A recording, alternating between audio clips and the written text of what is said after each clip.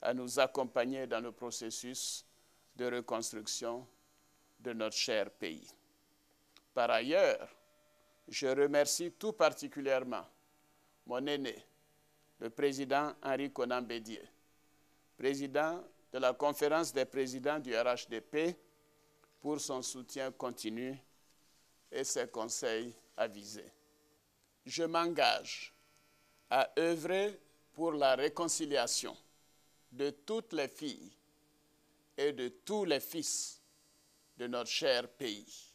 À cet égard, conformément à mes engagements antérieurs et aux décisions du Conseil de paix et de sécurité, je formerai un gouvernement d'union et de réconciliation nationale qui regroupera toutes les compétences issues des forces politiques de notre pays, y compris le FPI et la société civile, afin de procéder au redressement de notre pays. Il est impérieux que nous réapprenions à vivre ensemble dans la paix. Dans cet esprit, j'encouragerai la concertation avec les leaders politiques pour entretenir un climat de confiance et de paix afin d'achever les réformes institutionnelles nécessaires à la consolidation de la démocratie. La réconciliation devra également s'accompagner du pardon, de la fraternité et du respect mutuel, nécessaires à la cohésion nationale. Cependant, pour tenir compte de la mémoire des victimes et assurer leur indemnisation, une commission Vérité et Réconciliation sera mise en place dans les meilleurs délais.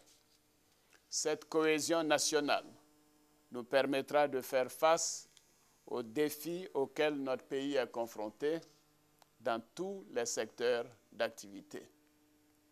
Mes chers compatriotes, notre pays peut et doit repartir, pour autant que nous ayons tous la volonté.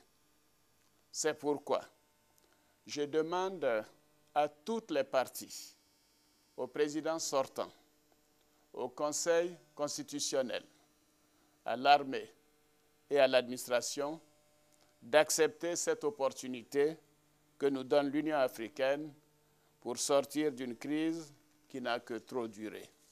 Au président Laurent Gbagbo, je voudrais dire qu'il est temps, dans l'intérêt supérieur de la nation, qu'il accepte de se conformer à la volonté des Ivoiriens et aux décisions de l'Union africaine, notre organisation continentale.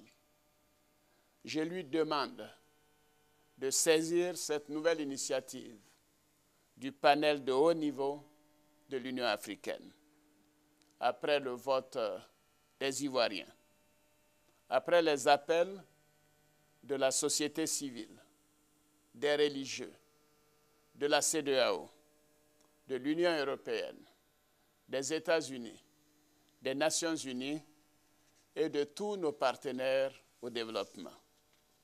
Il doit comprendre qu'il s'agit là, pour lui-même et pour ses proches, de la dernière chance pour une sortie pacifique et honorable. Sa responsabilité est personnellement engagée. Au Conseil constitutionnel, je demande de respecter la volonté du peuple, car aucune institution n'est au-dessus du peuple souverain. Mesdames et messieurs les membres du Conseil constitutionnel, vous devez reconnaître que vous avez commis une forfaiture en ne disant pas le droit. Votre décision est un déni de justice. L'occasion vous est donnée de vous racheter et de participer à la réconciliation des Ivoiriens que vous avez divisés. Aux forces armées, je leur lance cet appel.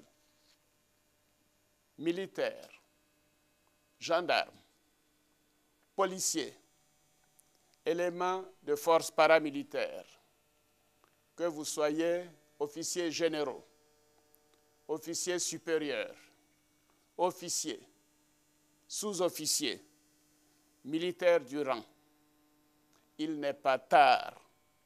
Mettez-vous à la disposition de la patrie en appuyant la volonté du peuple. Comme prévu dans l'accord de Ouagadougou et en ma qualité de chef suprême des armées, je procéderai à la fusion des forces de défense et de sécurité et des forces armées des forces nouvelles sous un état-major unifié dirigé par un chef d'état-major général et d'un adjoint. Leur mission consistera à assurer la sécurité des personnes et des biens sur toute l'étendue du territoire et sans distinction. Aux fonctionnaires et agents de l'État, je vous invite à être des agents de devoir au service de la République. Mes chers compatriotes, chers frères, chères sœurs, le débat sur l'élection présidentielle est terminé.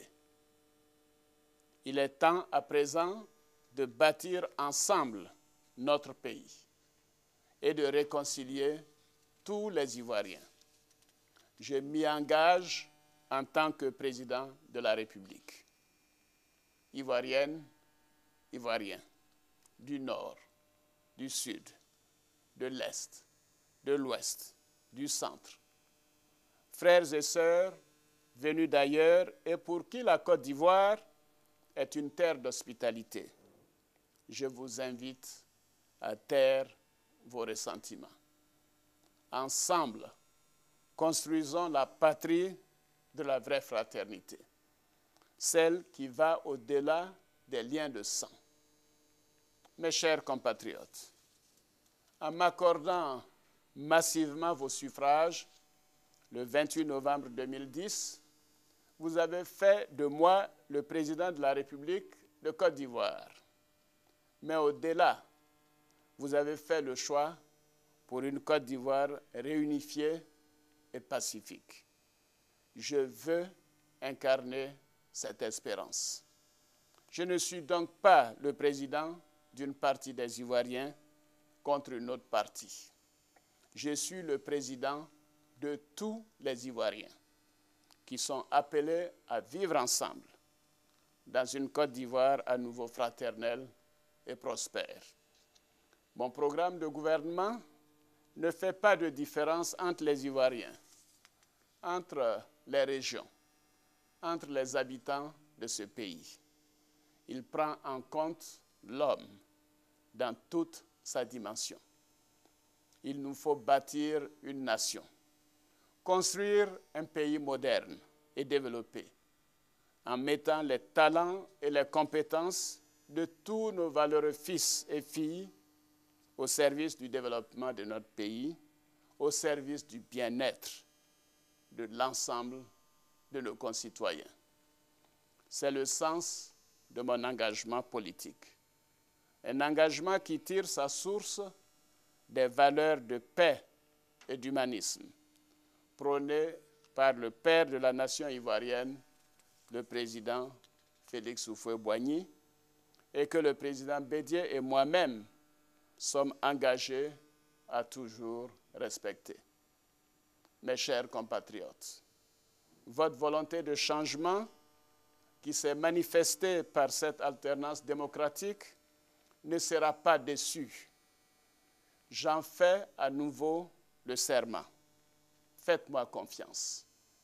J'en appelle donc à un sursaut ivoirien pour construire ensemble, dans la paix, l'amour et la fraternité, la Côte d'Ivoire nouvelle. Vive la Côte d'Ivoire unie et fraternelle. Vive la République.